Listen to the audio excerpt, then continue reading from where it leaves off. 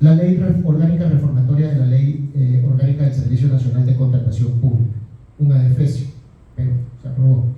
La ley orgánica reformatoria del Código Orgánico Monetario y Financiero, inconveniente para el Ecuador, inconveniente absolutamente. En su momento expuse ampliamente las razones por las que esta reforma va a permitir mayor deuda pública que va a afectar al Ecuador. El Ecuador ya tiene una deuda pública de 96.000 millones de dólares. En las condiciones actuales es impagable y es un riesgo para el Ecuador. La ley orgánica reformatoria, la ley orgánica de movilidad humana, la ley para el fortalecimiento de las Fuerzas Armadas y Policía Nacional, la ley orgánica del deporte, la educación física y la recreación. Eso en cuanto a la legislación. En cuanto a la fiscalización, ustedes deben entender que la mayoría de gobiernos impide, coarta la fiscalización adecuada de los actos de corrupción que se han denunciado, sobre todo por el valor de la prensa nacional. Pero nuestro bloque, que es un bloque proactivo y con mucha experiencia, tomó la decisión en el año 2025 de fiscalizar la crisis de salud del Ecuador. Y los legisladores de mi bloque se fueron a los hospitales de todo el Ecuador, en donde debo relevar la presencia del legislador Ricardo Patiño y de la legisladora Sandra Figueroa, que inclusive llegaron al hospital de Durán mientras llevaban personas de altísima peligrosidad, el hospital rodeado de militares, cercado de Policía Nacional, a fiscalizar para descubrir con dolor la forma miserable en que se trata al enfermo ecuatoriano. Eso hizo el bloque de RC5, la fiscalización del sector de salud, y lo convirtió en una lucha de los legisladores, corriendo riesgo personal, inclusive. En mi caso, desarrollé una tesis académica que es un paper académico puesto a disposición de todo el país, intitulado Veeduría Legislativa sobre la Atención de la Salud Pública de los Ecuatorianos, y publicado en ese momento en mi cuenta de X y entregado el documento oficial a RC5 para que cuando con mi autorización académica sea necesario se va a publicar, y obviamente bajo mi aporte familiar. Pueden acceder al documento completo y pueden ingresar a los siguientes enlaces de X. Si los pueden poner aquí, por favor, los enlaces de X son https://x.com/vanegascortázar/status, donde está la primera parte, y en la misma dirección está la segunda parte del paper académico, que realmente es muy importante porque es un desarrollo y estudio completo de la crisis de salud del país. En cuanto a la Comisión Especializada Permanente de Protección Integral a Niños y Adolescentes, para mí ha sido un descubrimiento de un área que nunca había tratado en 58 años y en 33 años de abogado, porque siempre fui un abogado bancario, empresarial, industrial y penal, y participé en los juicios penales más importantes del Ecuador los últimos 25 años, siendo inclusive abogado de 3 expresidentes de la República. Cuando llegué a la CEPINA, para mí era una novedad tratar sobre el CONA, tratar sobre las niñas, los niños y los adolescentes, y ha sido un aprendizaje extraordinario. Participé con 14 intervenciones dentro de 46 sesiones de la comisión, obviamente siempre orientado a sostener análisis jurídicos rigurosos en las propuestas de debate, procurando que las decisiones adoptadas guarden coherencia con el orden constitucional y con los estándares de protección reforzado aplicables a niñas, niños y adolescentes. Participé en todas las sesiones de la CEPINA, con alguna excepción porque tuve que estar de viaje. Dentro de la comisión se han tratado los siguientes proyectos de ley. Primero, el proyecto de ley orgánica reformatoria al Código de la Niñez y Adolescencia en los libros 1, 2 y 3, que para segundo debate aprobado. Y segundo, el proyecto de ley orgánica de promoción, prevención y atención psicosocial para niñas, niños y adolescentes. Esta ley se aprobó por unanimidad con la ponencia de este legislador hace apenas unos días. Me siento muy orgulloso de ese esfuerzo académico. Realizamos una intervención muy importante en el Pleno de la Asamblea Nacional y mereció el respaldo de todos los bloques. Siendo que soy el primer legislador de RC5 que recibe la votación unánime de la Asamblea Nacional respecto de una ponencia de ley. A su vez, se han tratado varios procesos de fiscalización, porque reconozco que la presidenta de mi comisión sí que es una mujer de trabajo, y los legisladores de mi comisión también. Se han iniciado procesos de fiscalización sobre la falta de acción de la función judicial para investigar y sancionar los delitos contra la integridad sexual en contra de niñas, niños y adolescentes, cometidas por instituciones públicas, privadas y en general.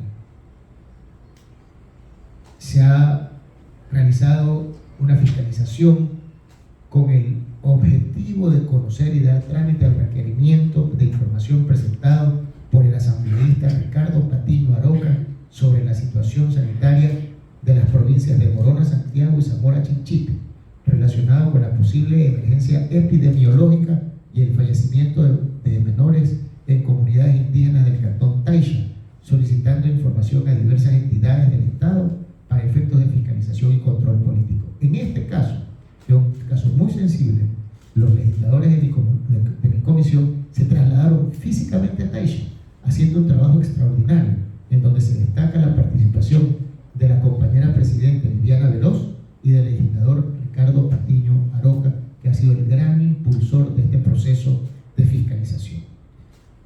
Taisha es un nombre que tiene que llamar la atención y conmover, porque se trata de una situación desgarradora.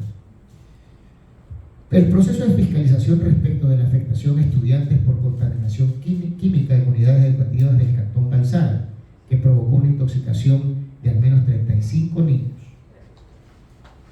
Iniciar el proceso de fiscalización sobre los fallecimientos de los neonatos en los hospitales de la Red Pública de Salud del Ecuador, con el fin de determinar las posibles responsabilidades por vulneración del derecho a la vida y emitir las recomendaciones institucionales. Determinar las responsabilidades por vulneración del derecho a la salud de un desconocido, de un niño menor desconocido. Fue una moción de la asambleísta Mireya Patiño. Y una moción del asambleísta Ricardo Patiño fue incorporar casos de enfermedades raras y verificar suministros de medicamentos. Con lo cual les demuestro que la Comisión de Defensa Integral de la Niña, el Niño y los Adolescentes no ha descansado un segundo en actividades de fiscalización, siendo muy meritorio el trabajo de compañeros como el legislador Ricardo Patiño Aroca, a quien pido un fuerte aplauso.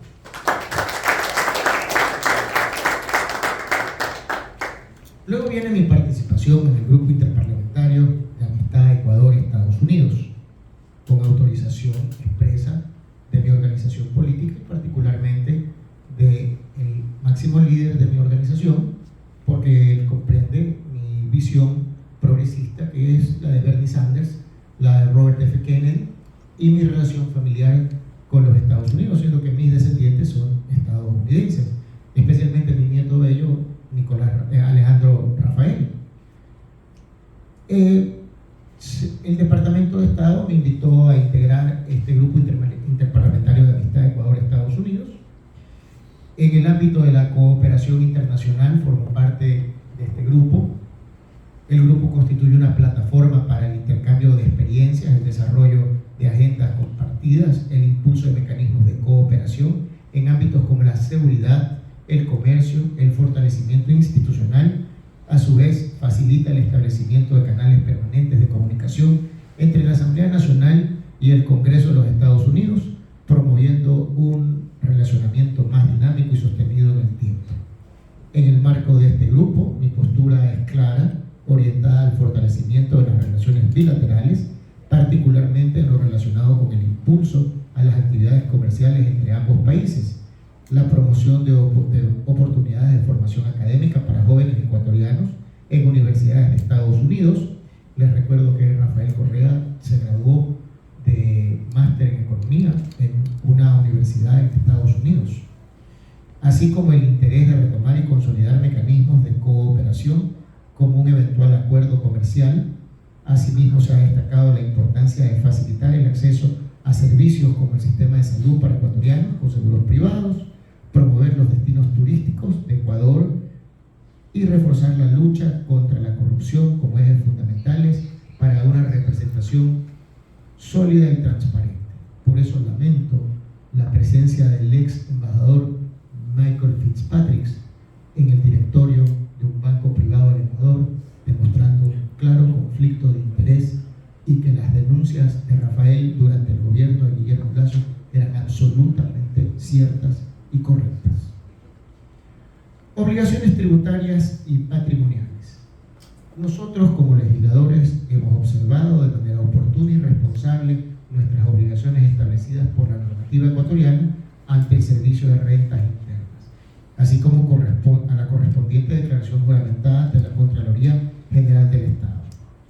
Estas obligaciones comprenden la presentación periódica de las declaraciones, el cumplimiento de deberes formales y la observancia de los plazos establecidos, garantizando la transparencia y veracidad de la información reportada durante el ejercicio fiscal. Y finalmente llegamos a la parte más agradable que tiene un informe de rendición de cuentas, que es la participación ciudadana. La participación ciudadana siempre ha sido el eje transversal para todos los cuadros políticos de RC5. Nosotros hemos estado siempre preocupados de estar cerca de la gente, de brindarles el conocimiento de nuestros actos de forma permanente. En el desarrollo de nuestra gestión legislativa, ahora, orientado a mantener un vínculo permanente entre los guayaquileños, los durandeños, los sanborondeños, los playenses y este legislador que representa al Distrito 3.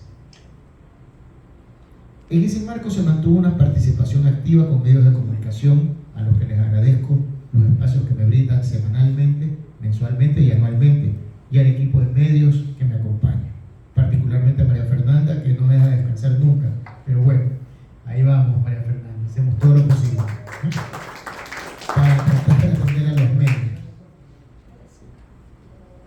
De igual forma se han utilizado en las redes sociales con un equipo de primer nivel. Tenemos profesionales de súper primer nivel. Ahí está Diego, que se encarga de tener un canal abierto de comunicación con la ciudadanía, facilitando el contacto permanente a través de todos estos medios. Y estos medios se han utilizado para presentar todas las consultas ciudadanas. Luego vienen los aportes ciudadanos. Cada ciudadano que ha intervenido ha sido identificado, se ha tratado del eje temático, se ha tratado de las principales inquietudes, como por ejemplo el eje temático en fiscalización y control político. Intervinieron ciudadanos como el señor Gustavo Chiquito, Alexis Peñalosa, Alicia Bomediano, Javier Arauz, y solicitaron conocer qué acciones concretas se han ejecutado para verificar el correcto uso de recursos públicos, qué mecanismos se han utilizado para supervisar a las instituciones del Estado y de qué manera se puede fortalecer el rol fiscalizador de la Asamblea Nacional. La respuesta es muy sencilla. Dentro de 3 años, cuando vayamos a las elecciones, los ecuatorianos tienen que votar por el bloque de RC5 para que seamos mayoría absoluta con el método de Home y poder hacer ahí sí una fiscalización total del abuso que ha ocurrido en estos 2 periodos presidenciales. Sobre la ley de puertos, que es una ley que impulso, es una ley que la he trabajado durante todo este año, que todavía falta un año más de trabajo y lo iremos avanzando poco a poco. He recibido consultas de Alejandro Nieto, Magdalena Torres, Paola Zambrano, Andrea Vicuña, Karina Armijos, Eric Flores, Jorge Montenegro, y plantean interrogantes sobre las diferencias específicas entre la normativa vigente y la propuesta de reforma, los beneficios directos a los ciudadanos y los sectores productivos, el impacto en actividades de y las razones que justifican la necesidad de actualizar la ley existente.